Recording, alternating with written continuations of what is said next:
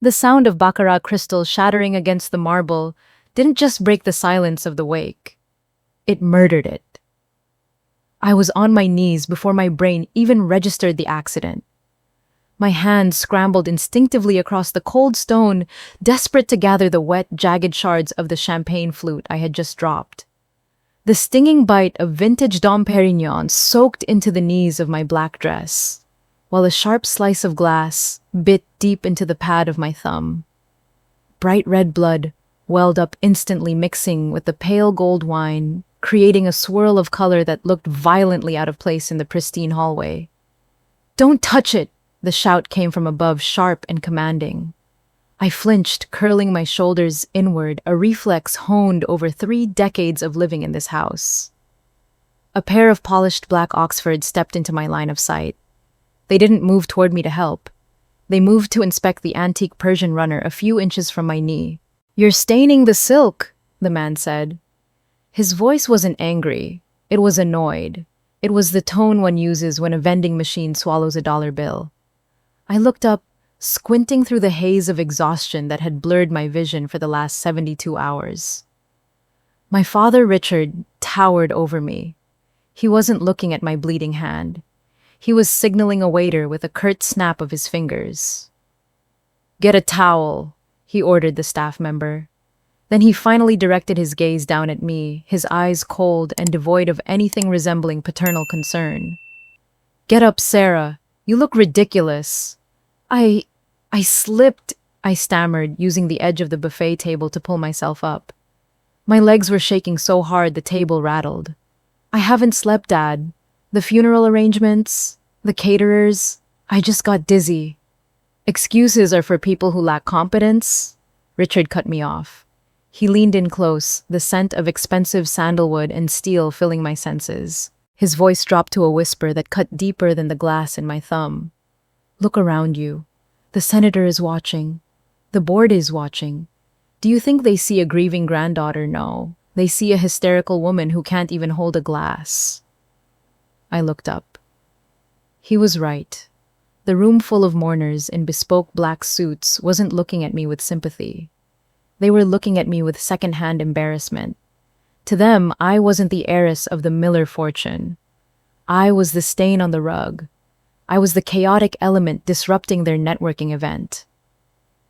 "Go to the kitchen," Richard ordered, adjusting his cufflinks to ensure they were perfectly symmetrical. "Bandage that hand and stay out of sight until the reading. You've done enough damage for one day." He turned his back on me to apologize to the senator for the disturbance, slipping instantly back into the role of the gracious, grieving son. I stood there for a second, clutching my throbbing hand to my chest, the metallic taste of shame filling my mouth. I wanted to scream. I wanted to tell them that while they were buying wreaths and checking stock prices, I was the one holding grandfather's hand as he took his last rattling breath. I was the one who cleaned him. I was the one he whispered to, but I didn't scream. I just turned and walked toward the servants' entrance, leaving a trail of small red droplets on the white marble floor crumbs of my existence that would be mopped up before the next canapé was served. 30 minutes later, the bleeding had been stemmed by a thick layer of gauze, but the ambush was just beginning. Grandfather's library, usually a sanctuary of old paper and pipe tobacco, felt like an execution chamber. The heavy oak doors were closed, shutting out the murmur of the wake. Mr. Henderson, the family attorney, sat behind the massive mahogany desk. He looked pale, his hands shuffling papers with the nervous energy of a man facing a firing squad. My mother, Eleanor, sat on the velvet sofa checking her makeup in a small compact mirror. She dabbed at dry eyes, ensuring her mascara hadn't run, though she hadn't shed a tear since the heart monitor flatlined. Richard was seated in the wingback chair scrolling through emails on his phone. He looked bored. For him, this wasn't a loss. It was a transaction closing. "Let's get this over with," Richard said, not looking up. "I have a flight to Zurich at 6. The trust structure remains the same. I assume I've already drafted the reallocation strategy." I sat in the corner chair, the one furthest from the desk, nursing my bandaged hand. I tried to make myself as small as possible to blend into the bookshelves. "Not exactly, Mr. Miller," Henderson said. His voice wavered. Richard froze. His thumb hovered over his phone screen. He slowly placed the device face down on the armrest. The click echoed in the silence. Explain. Henderson cleared his throat, sweat beading on his receding hairline. He avoided Richard's gaze, focusing instead on the document in front of him. Arthur Miller's last will and testament, dated 3 weeks ago, explicitly revokes all previous drafts. Revokes? Eleanor asked, snapping her compact shut. What do you mean? To my son Richard and my daughter-in-law Eleanor, Henderson read, rushing the words out as if they were burning his tongue. I leave the sum of $1 each. This sum is intentional to ensure no claim of accidental omission can be made. The sound of Eleanor's compact hitting the floor was sharp. A tiny echo of the glass I had broken earlier. The mirror inside shattered. Is this a joke? Richard asked. His voice wasn't loud. It was terrifyingly quiet. And to my granddaughter, Sarah, Henderson continued, his voice barely a whisper now, who gave me her youth when everyone else gave me their absence. I leave the remainder of my estate, the Connecticut property, the Manhattan penthouse, the securities portfolio, and the controlling stake in Miller Energy. Total value estimated at $512 million. The oxygen seemed to be sucked out of the room. I stared at Henderson, my mouth slightly open, the throbbing in my thumb forgotten. No? I whispered. Mr. Henderson, I don't want it. I just wanted him to know I was there. Richard stood up. He didn't explode. He didn't flip the table. He moved with the slow mechanical precision of a tank turret acquiring a target. He walked over to the window, looked out at the gray Connecticut sky, and then turned to face me. He looked at my bandaged hand, then he looked at my face. You, he said softly. It wasn't a word. It was a verdict. Dad, I didn't know. I started, panic rising in my throat. I stood up, my legs trembling. You manipulated him, Richard said, his voice devoid of emotion, pure calculation taking over. He walked toward me, encroaching on my personal space, until I was pressed against the bookshelf. You used his dementia against him. You isolated him while we were away. You coerced a senile old man. I took care of him, I cried out, tears finally spilling over. I fed him. I bathed him. Where were you? You stole from us, he corrected, ignoring my outburst. He looked at me not as a daughter, but as a parasitic organism. This isn't a will, Henderson. It's a crime scene. He leaned down, his face inches from mine. I could see the pores of his skin, the perfect knot of his tie. Enjoy the moment, Sarah, Richard whispered, his eyes locking onto mine with lethal intensity. Because I am going to spend every cent I have to prove you are incompetent. I will drag your life through the mud until the world sees you for what you are. A clumsy, hysterical fraud. He straightened up, buttoning his jacket. By the time I'm done, he said, turning toward the door, you won't just lose this money. You'll wish you had died with him. The heavy oak door clicked shut behind him. The silence returned, but it was different now. It wasn't the silence of grief. It was the silence of a war zone, right before the first bomb drops. I looked down at my hand. The white gauze was staining red again, the blood seeping through from the inside, spreading slowly, inevitably, just like the nightmare that had just begun. The silence in the house didn't last the night. By morning, it had been replaced by the mechanical gnashing of teeth. I woke up to the sound. It was a rhythmic grinding noise coming from the study down the hall. My hand throbbed in time with the sound, the pain in my thumb radiating up to my elbow. I looked at the bandage. It was clumsy, wrapped too tight with my non-dominant hand, a stark white reminder of yesterday's humiliation. I should have been packing. I should have been calling a lawyer. But habits die harder than people. I was a Miller woman. We didn't run, we accommodated. We fixed. I walked to the kitchen, brewed a pot of the Ethiopian roast Richard preferred, and arranged a tray. My right hand was useless, a stiff claw of gauze and pain, so I balanced the heavy silver tray on my left forearm, biting my lip to keep it steady. I pushed the study door open with my hip. The room smelled of ozone and dust. Richard was standing by the window feeding stacks of paper into an industrial-grade shredder. Whir, crunch, whir, crunch. He didn't look like a grieving son. He looked like a man sanitizing a crime scene. Dad, I said, my voice small. I brought you coffee. I thought, maybe we could talk calmly today. The shredder didn't stop. Richard didn't turn. He fed a thick binder into the machine. I watched the words fiscal year 2019 disappear into confetti. There is nothing to discuss, he said, his voice competing with the machine. Mr. Henderson made the legal standing quite clear. You are the beneficiary. I am the clerical error. I don't want it. The words tumbled out of me, desperate and sincere. I walked closer, the tray trembling slightly as my arm muscles began to spasm. I was thinking, we can split it, or I can sign it over to the family trust. I just want us to be a family again. Richard finally stopped the machine. The sudden silence was heavy, pressing against my eardrums. He turned slowly.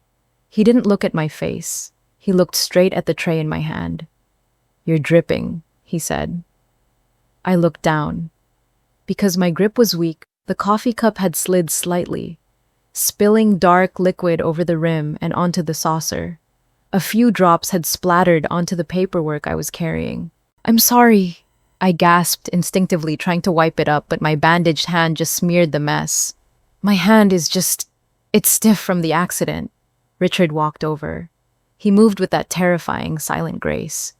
He didn't take the coffee. He picked up a blue folder from his desk, one that hadn't been shredded, and dropped it onto the tray right on top of the spilled coffee. The brown liquid soaked into the corner of the legal document immediately. It wasn't an accident, Sarah, he said, his voice flat. It was a symptom. What is this proof? He said, turning back to the shredder. Proof that you are physically and mentally unfit to manage a hamster cage, let alone a corporation. You can't even carry a beverage without causing a disaster. Imagine what you would do to a board meeting. I looked at the blue folder. The bold text at the top swam before my eyes. Superior Court of Connecticut Plaintiff. Richard Miller, defendant. Sarah Miller, cause of action. Elder abuse, undue influence, incompetence. Get out, Richard said, hitting the power button on the shredder again. The noise of your breathing is distracting me. 2 weeks later. The deposition room in Midtown Manhattan was a glass cage suspended 40 floors above the city. The air conditioning was set to a temperature that made me shiver, though I was sweating under my blazer. Across the long, polished granite table sat Richard. He wasn't looking at me. He was playing Sudoku on an iPad, utterly relaxed. Next to him was a team of 3 lawyers, sharks in Italian suits. State your name for the record, the lead shark, a man named Mr. Sterling, said. He clicked a ballpoint pen. Click, click. The sound echoed like a trigger being pulled. Sarah Miller. Miss Miller. Sterling began pacing the length of the room. Let's revisit the day of the funeral, the incident with the champagne. He pointed a remote at the wall monitor. A high-resolution photo appeared. It was the white marble floor of the foyer. The red wine stain from the Dom Perignon looked distinctively, horrifyingly, like a blood splatter. Next to it was a close-up of the jagged crystal shards. Were you intoxicated at the funeral, Ms. Miller? Sterling asked casually. What? No. I sat up straighter, wincing as my healing thumb brushed the edge of the granite table. The stitches were still fresh. I slipped. I hadn't slept in 3 days. I was exhausted. Exhausted, Sterling repeated, dragging the word out. He looked directly into the red lens of the camera recording my face. Or unstable. I dropped a glass, I protested, my voice rising. I looked at Richard. Dad, tell them, you were there, you startled me. Richard didn't look up. He just tapped a number on his screen. Ping, level complete. Please address the counsel, not the plaintiff, Sterling cut in sharply. He slid a document across the table. We have sworn affidavits from the catering staff. They describe you as hysterical, screaming, bleeding, destroying property. I cut my hand. I slammed my uninjured hand on the table. I was in pain. Exactly. Sterling smiled. It was a cold, predatory baring of teeth. You were in pain. You lost control of your motor functions. And this brings us to the core of our concern. He leaned in, his voice dropping to a conspiratorial whisper. If you are clumsy enough to shatter crystal at a social event, Ms. Miller, how can this court trust that your hands were steady when you were measuring liquid morphine for a dying man? I froze. The trap clicked shut. We believe this incident wasn't an isolated accident, Sterling continued relentless. It is a symptom of chronic incompetence. If you break things when you are stressed now, surely you broke things then. Did you drop pills? Did you misread labels? Did you shake when you held the spoon? I looked down at my hand. The white gauze suddenly felt heavy like a shackle. They had taken my moment of weakness at the funeral and projected it backward in time. They were rewriting history. In their version, I wasn't the devoted granddaughter.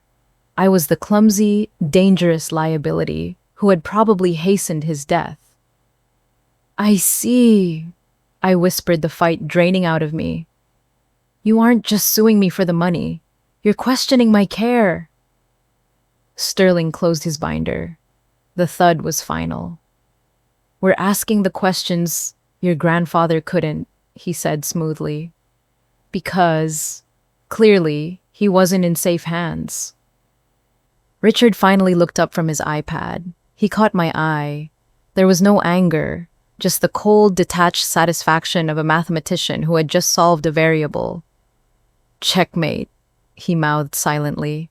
And sitting there in the freezing air conditioning, listening to the hum of the hard drives recording my destruction, I believed him. The assassination of my character didn't happen in a courtroom. It happened on page 6 of the New York Post. I was standing in line at a bodega on 82nd Street 3 days after the deposition. My basket was pathetic: a can of generic cat food, a loaf of bread, and instant coffee. The diet of a disinherited heiress. The man in front of me was reading a tablet, and I saw the headline before I saw the picture, but both hit me with the force of a physical blow. The $1 Million Nurse: How a Devoted Daughter Drugged a Dying Tycoon. Below the headline was the photo Sterling had used in the deposition, the security footage of me restraining grandfather. But they had cropped it. They had darkened the contrast. In the grainy black and white print, my bandaged hand looked like a claw. I didn't look like a granddaughter protecting a confused old man. I looked like a banshee. I felt the eyes before I saw them. The cashier looked at the tablet, then up at me. His sneer was instinctive. "That'll be $12.50, he said, his voice hard. I fumbled for my debit card with my left hand, my injured right hand throbbing inside the pocket of my coat. I tapped the card against the reader. Beep. Declined. My stomach dropped. Try again, I whispered, feeling the heat rise up my neck. There's money in there. I just got paid last week. Beep. Card frozen. Contact issuer. Lady, there's a line. Someone groaned behind me. I stared at the screen. Frozen. Of course. Richard hadn't just sued me. He had filed an emergency injunction. He had cut off the oxygen. He knew I had spent my savings on grandfather's experimental treatments last year. He knew I lived paycheck to paycheck. He wasn't trying to beat me. He was trying to starve me out. I don't have cash, I stammered. The cashier took the bread and the coffee off the counter and put them behind the plexiglass. He left the cat food. Take the cat food and get out, he muttered, before I call the cops. I grabbed the tin and ran out into the rain. I didn't have an umbrella. As the cold water soaked through my thin coat and seeped into the gauze on my hand, I realized the terrifying precision of my father's strategy. He had turned the world into a mirror that reflected only ugliness. My apartment in Queens was a stark contrast to the Connecticut estate. It was small, cluttered with books, and smelled of lavender and damp wool. It used to feel like a sanctuary. Now, with the eviction notice taped to the fridge, it felt like a waiting room for the end of the world. The knock on the door came at 9:00 p.m. I jumped, nearly dropping the mug of tea I was nursing. I expected a process server, or a reporter. I didn't expect my mother. Eleanor stood in the hallway, wrapped in a camel hair trench coat, that looked pristine despite the storm outside. Her hair was perfect. She held a bottle of Pinot Noir in one hand and a thick cream-colored envelope in the other. "May I come in?" she asked. Her voice was soft, carrying that familiar confusing mix of maternal warmth and socialite distance. I stepped back, clutching my robe tighter. She entered, wrinkling her nose slightly at the clutter but saying nothing. She set the wine on the scratched coffee table, right next to my pile of unpaid bills. "You look terrible, Sarah," she said, sitting on the edge of my sofa, careful not to let her coat touch the cat hair. "You haven't been sleeping. And that hand, does it still hurt?" "It throbs when it rains," I said, staying by the door. "Why are you here, Mom? Did Richard send you to inspect the wreckage?" "Richard is intense. You know how he is. He sees this as a correction, a realignment of assets." She sighed, reaching out to touch my arm, but stopped when I flinched. "He sees you as a daughter who is in over her head. We both do." She pushed the cream envelope toward me. "He wants to end this, Sarah. We don't want to see you destroyed in court next week. The criminal probe, it could get ugly." I looked at the envelope. "What is it?" "A settlement," she whispered. $1 million. Cash. Wired to an offshore account tomorrow, and we drop the fraud charges. The press goes away. You can move somewhere nowadays, Vermont, maybe open that bakery you used to talk about. I stared at the envelope. $1 million. Enough to disappear. Enough to stop the panic attacks. Enough to buy food. Enough to be safe. "And grandfather," I asked, my voice trembling. "What about what he wanted? What about the truth? Arthur was sick, darling. He wasn't himself." She smiled, a sad, practiced smile. "Sign it, Sarah. Please. Before Richard decides to take the gloves off completely. He's already drafting the motion to have you committed for psychiatric evaluation." I picked up the pen she offered. My resolve was crumbling. I was tired. I was so incredibly tired of fighting a war I didn't understand. Why was I holding on? For honor, honor didn't pay the rent. Honor didn't stop the tabloids from calling me a monster. "Okay," I whispered, tears blurring my vision. "Okay, I'll sign." Eleanor exhaled a long sound of relief. She reached into her Hermes bag to get a tissue for me. As she did, her phone lit up on the table between us. It was a text message from Richard. I shouldn't have looked at, but the screen was bright in the dim room and the message was short. "Richard, did she fold yet? The champagne is chilling. Make sure she signs the NDA clause too." I froze. The pen hovered over the paper. "The champagne is chilling." While I was drowning, while I was deciding whether to sell my soul for cat food money, they were preparing to toast. While I was agonizing over my grandfather's memory, they were treating this like a business merger. They weren't worried about me. They were just annoyed by the paperwork. A memory flashed in my mind, not of the estate, but of a snowy night 5 years ago. Grandfather sitting by the fire, his hands shaking as he tried to pour tea. "They think power is noise, Sarah," he had told me. "But real power is quiet. Real power is knowing who you are when they strip everything else away." I looked at my mother. I saw the relief in her eyes, but I also saw the emptiness. She wasn't a mother. She was a courier. I put the pen down. "Sarah," Eleanor asked, her smile faltering. "What's wrong? You need to sign on the last page." I stood up. My legs weren't shaking anymore. The fear was still there, sitting heavy in my stomach, but the panic was gone. It was replaced by a cold, hard clarity, a sensation I had never felt before. Maybe a little bit of Richard had rubbed off on me after all. "Get out," I said. "Excuse me. Get out, Mom. Take the wine. Take the check." I picked up the envelope and dropped it into her lap. "And tell Richard to put the champagne back in the cellar." "Sarah, be reasonable." Eleanor stood up, her voice rising in pitch. "You have nothing. No money, no lawyer, no reputation. You are bleeding out in a shark tank. I walked to the door and yanked it open. The hallway air was stale, smelling of boiled cabbage and old carpet, but it felt like freedom. Maybe, I said, looking her in the eye, but I won't sell him the satisfaction of my surrender. Eleanor stared at me for a long moment. She searched my face for the submissive, apologetic daughter she had raised. She didn't find her. She grabbed her bag and walked out without another word. I slammed the door. I slid down against the wood until I hit the floor. I buried my face in my hands, my injured hand throbbing against my temple, and wept. Not from fear this time, but from the terrifying realization that I was now truly alone. And in the silence of my empty apartment with $0 in my account and the world against me, I finally understood what grandfather meant. I had hit the bottom, which meant there was only one way left to go. The next morning, the sun didn't rise. The sky just turned a lighter shade of bruise gray. Mark arrived at 7:00 a.m. He looked like he had aged a decade since I last saw him. Mark was an old friend from college, a public defender, who spent his days fighting for kids caught with dime bags in the Bronx. He wasn't used to billion-dollar estate litigations. He wasn't used to fighting sharks like Mr. Sterling. He sat at my small, scratched kitchen table, pushing aside the stack of eviction notices to lay out a thin, pathetic-looking manila folder. It looked like a joke compared to the wall of binders Richard's team possessed. "I pulled the docket assignment," Mark said, staring into his black coffee as if reading tea leaves. He didn't meet my eyes.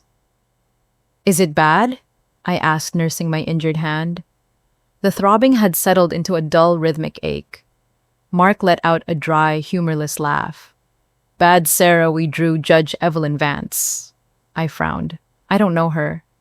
"They call her the Scalpel," Mark said, rubbing his temples. "She's not just strict, she's forensic. She hates emotional appeals. She hates hearsay. Last year, she threw out a widow's wrongful death claim because the paperwork was filed 3 hours past the deadline. She values procedure over people." I felt a chill that had nothing to do with the drafty window. "So she's exactly the kind of judge Richard would want." "Exactly," Mark nodded grimly. "Richard's team speaks her language: data, timestamps, medical logs, efficiency. We have stories. In Vance's court, stories are just noise." He looked at the empty space on the table where the settlement check had been last night. "You really sent your mother away?" he asked softly. "Sarah, if we walk into that courtroom today, Vance is going to look at the evidence of you bleeding at the funeral. She's going to look at your frozen bank accounts. She's going to see a desperate, unstable woman with no resources versus a Fortune 500 CEO. She will destroy you." He leaned forward. "It's not too late to call Eleanor. Take the deal. It's not a win, but it's a life." I looked at Mark. Then I looked at the corner of the room where a single taped-up cardboard box had the only thing I had been allowed to take from the estate before Richard changed the locks. "No," I said. "Sarah, please, be logical." "I am being logical, Mark, just not his kind of logic." I walked over to the box. I knelt down using my left hand to rip the tape. It wasn't filled with jewelry or silverware. It wasn't filled with anything that had a pawn value. It was filled with spiral-bound notebooks, dozens of them. Cheap drugstore notebooks with bent wire coils. "What is that?" Mark asked. "My shift logs," I said, pulling one out. The cover was worn, stained with tea rings and medicine droplets. "Richard has the official medical records from the agency nurses, the ones he paid to say what he wanted, but I kept my own. Every dose, every meal, every time grandfather woke up screaming from a nightmare and asked for his wife." I opened a notebook from 2018. My handwriting was messy, scribbled in between changing IV bags and sponging fevers, but it was legible. December 24th, 2018. Oxygen sat 92%, refused dinner, agitated by the news report about the storm. Kept talking about the girl in the snow. Gave him chamomile instead of morphine because his stomach was upset. I ran my uninjured finger over the ink. It was real. It wasn't a sterilized spreadsheet created by a forensic accountant in a high-rise. It was the messy, painful, granular reality of caring for a dying human being. "Mark," I said, turning to him, "Richard says I manipulated grandfather for the money. He says the Sunflower Project was a slush fund." "The prosecution has bank statements showing transfers to Sunflower with no receipts," Mark argued, playing devil's advocate. "It looks bad. It looks like embezzlement." "Because there were no receipts," I snapped, the anger finally cutting through the fear. "I didn't hire contractors. I didn't pay consultants. I took the cash. I walked into the ER waiting rooms, and I paid for people's prescriptions. I paid for cabs, so mothers didn't have to take the bus home after chemotherapy in the snow. I did it anonymously, because grandfather said, 'Charity with a press release isn't charity, it's marketing.'" I stood up, clutching the notebook to my chest like a shield. "Judge Vance likes facts," I said, my voice trembling but gaining strength. "Fine. I can't give her forensic accounting, but I can give her the truth. I can tell her exactly what happened on every single day of the last 10 years. I remember the temperature of the room. I remember the smell of the medicine. I remember the exact moment Richard stopped calling." Mark looked at me. For a moment, the skepticism in his eyes faded, replaced by something else. A flicker of hope. "It's a suicide mission," he said softly. "You know that, right? Without physical proof to counter their forged logs, it's your word against a mountain of paper, and Vance eats words for breakfast." "Then I'll be the variable they didn't calculate," I said. "They think I'm weak because I care. They think empathy is a defect. I'm going to show them it's the only thing that's real." I walked to the closet and pulled out a dress bag. Inside was not the black designer dress I wore to the funeral, the one I had bled on. It was a navy blue suit, simple, practical, the kind of suit a head nurse wears to a board meeting to fight for her patients. I turned to Mark. I held up my bandaged right hand. "Help me with the buttons on my cuff," I said. "I can't do it alone." Mark stood up. He walked over and gently buttoned the left sleeve of my suit. He looked at the bandage on my right hand, the evidence of my incompetence. "Leave the bandage exposed," Mark said, his lawyer brain finally clicking into gear. "Don't hide it. If Sterling brings it up, we own it. It's not a sign of hysteria, it's a war wound." He grabbed the box of notebooks. "Let's go," Mark said. "Judge Vance's court starts at 9 sharp, and she locks the doors at 9:01. I grabbed the notebook from 2018, the one with the Christmas Eve entry. I didn't know it then, but buried in those scribbles about chamomile tea and a girl in the snow, I was holding a bomb. I just needed to walk into the courtroom and light the fuse. The Superior Court of Connecticut Courtroom 4B was designed to intimidate. The walls were lined with oil portraits of dead judges who stared down with varying degrees of disapproval. The air was frigid, smelling of lemon polish and fear. On the plaintiff's side, Richard's team looked like a battalion. 3 partners, 4 associates, and a wall of filing boxes stacked with military precision. Richard sat in the center column, checking the Nikkei index on his watch. He didn't look at me. To him, the verdict was already in. This was just the paperwork.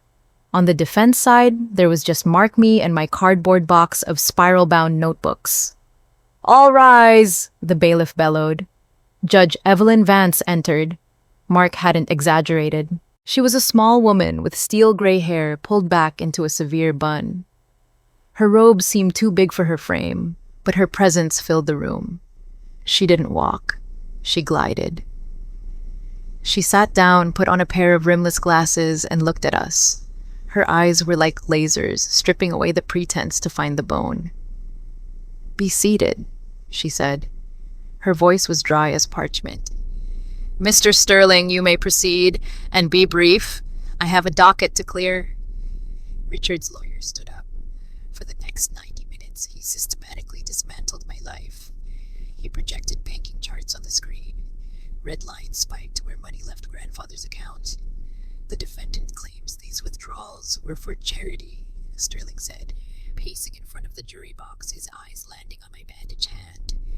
Yet there are no tax deductions, no 501c3 registrations, just cash withdrawals made by Sarah Miller, millions of dollars vanishing into what she calls the Sunflower Project. Ladies and gentlemen, this wasn't charity. This was embezzlement. I sat there gripping the edge of the table with my good hand, my bandaged one throbbing in my lap. It sounded convincing. Even I was starting to feel like a criminal. Then Sterling played his ace. And finally, he said, holding up a thick document with a flourish, we have the sworn affidavit of Dr. Anthony Drago, a renowned geriatric specialist. He confirms that on December 24th, 2018, Arthur Miller was in a state of advanced delirium, incapable of making financial decisions. Yet, on that very day, a transfer of $50,000 was authorized by his signature. A signature obtained by her. He pointed at me. A woman, Sterling added, who, as we have established, is prone to hysteria and clumsiness. A woman who breaks crystal when she is stressed. A woman who needs money. Richard nodded slightly. The trap was perfect. Ms. Miller, Judge Vance said, turning her cold gaze to me. Your response? Mark stood up, but I touched his arm with my bandaged hand. I got this, I whispered. I stood up. I didn't walk to the podium. I walked to my cardboard box. I picked up the battered notebook from 2018. The coil was bent. The cover was stained with tea rings. I don't have spreadsheets, Your Honor, I said, my voice trembling slightly before finding its footing. I have this, my shift log. Sterling scoffed audibly. Objection, hearsay. A personal diary is not admissible evidence. It is a contemporaneous record of care, Mark interjected quickly, citing the statute we had rehearsed. Admissible under the business records exception. Judge Vance peered over her glasses. I'll allow it, but get to the point, Miss Miller. My patience is thin. I opened the notebook to the dog-eared page. My hand shook, but I forced myself to focus on the ink. Mr. Sterling claims I stole $50,000 on Christmas Eve 2018. I said, looking at the judge. He claims I forced a delirious man to sign a check. I looked down at the entry. December 24th, 2018, I read aloud. Grandfather was agitated. He kept crying about the news report. A girl found freezing in an alley in Brooklyn. Jane Doe, no family. The hospital was going to discharge her to a shelter because she had no insurance. The room went quiet. Not the respectful quiet of a church, but the confused quiet of people waiting for the punchline. Grandfather grabbed my hand. I continued, my voice thickening with emotion. He said, ceremony is useless if it can't buy warmth. He made me write the check. He made me go to the hospital. He made me pay for a private room, a rehab specialist, and a warm coat for her. I looked up. Richard was rolling his eyes, checking his watch. Sterling was checking his notes, preparing to object on relevance. But Judge Vance had stopped writing. Her pen hovered over her legal pad. Her head was bowed, but I saw her hand tighten around the barrel of the pen until her knuckles turned white. What did you say? Vance asked. Her voice was barely a whisper, yet it carried to the back of the room. I paid for her treatment, Your Honor, I stammered, under the name the Sunflower Project, because sunflowers follow the light. Vance slowly lifted her head. The scalpel was gone. In her place was a woman looking at a ghost. Her eyes moved from my face to the scarf I had tied around the handle of my bag, the old yellow wool scarf. The patient, Vance said, her voice uncharacteristically shaky. Did she have a mark on her wrist? I blinked, confused by the specificity. Yes, a tattoo, a small bird, a swallow. Clatter. Judge Vance's pen dropped onto the mahogany desk. The sound echoed like a gunshot. She took off her glasses.